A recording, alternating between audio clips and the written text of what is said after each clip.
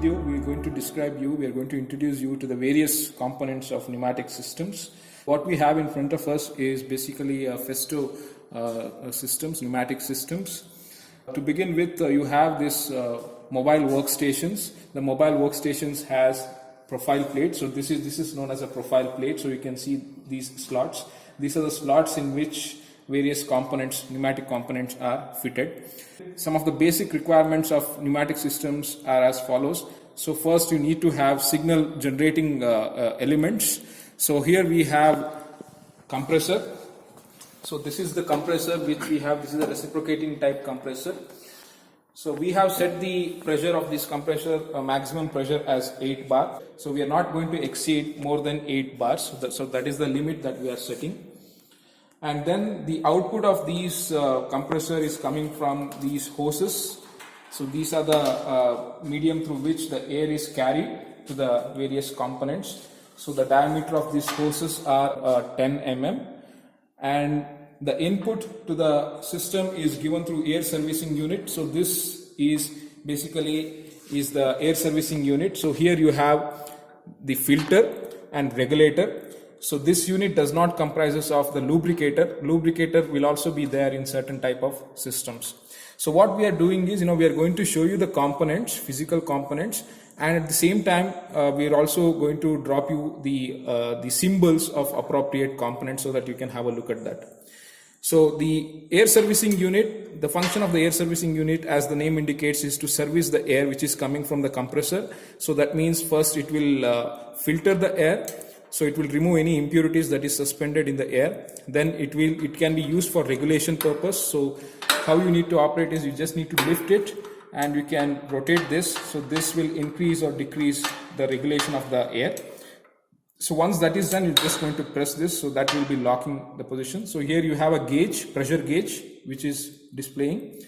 And this is the regulator, and filter and regulator both are combined into a single unit.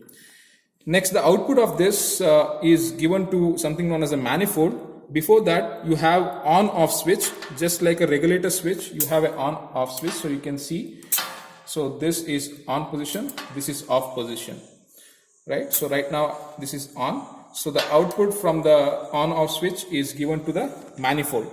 The manifold is nothing but it is basically an extension or multiple connecting points for the pneumatic circuits. So here you can see it has 2 inputs, whereas 6 different connecting points. So if I connect the hose to any of these points, air will be circulated to that particular point. Now we are going to show you how to fix the component onto the profile plate. So you can just have a look.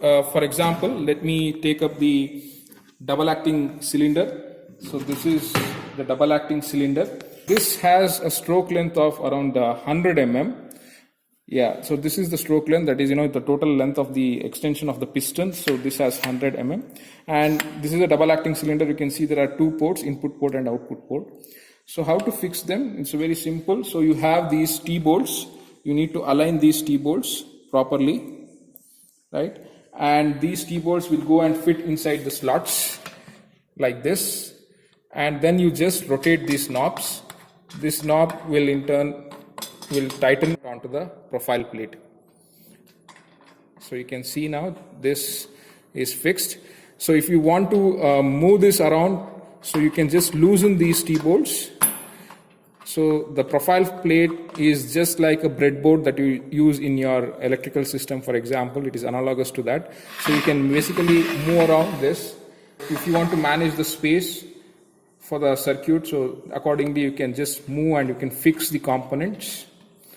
So next we are going to show you the various components, and we'll also explain you the functions.